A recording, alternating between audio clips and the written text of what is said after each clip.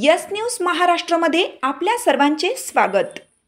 कोरेगाव भीमा जयस्तंभ बचाव समितीच्या वाळवा तालुका अध्यक्ष या पदावर पिराजी निवृत्ती थोरवडे यांची नियुक्ती।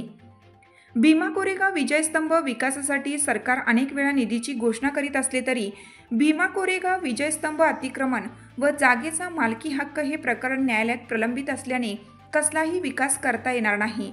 म्हणून प्रथम न्यायालयाचा खटला जिंकणे ही सर्वांची पहिली आणि सामूहिक जबाबदारी आहे।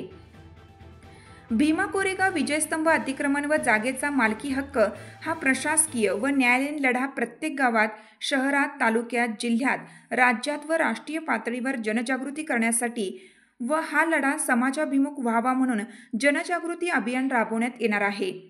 न्यायालयाचा खटला गतिमान व्हावा आणि लवकरात लवकर निकाल लागावा म्हणून या लढ्यात सर्वांनी सहभागी व्हावे म्हणून कोरेगाव भीमा विजयस्तंभ बचाव समिती स्थापन करण्यात आलेली असून कोरेगाव भीमा जयस्तंभ बचाव समितीचे अध्यक्ष दादाभाऊ अभंग यांनी कोरेगाव भीमा जयस्तंभ बचाव समितीच्या वाळवा तालुका अध्यक्ष या पदावर पिराजी निवृत्ती थोरवडे यांची नियुक्ती केली असून ते मागील अनेक वर्षापासून आंबेडकरी चळवळीत काम करीत आहेत।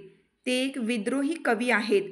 भीमा कोरेगाव विजयस्तंभ अतिक्रमण न्यायालयीन लढ्यात ते मागील काही वर्षापासून अग्रभागी आहेत।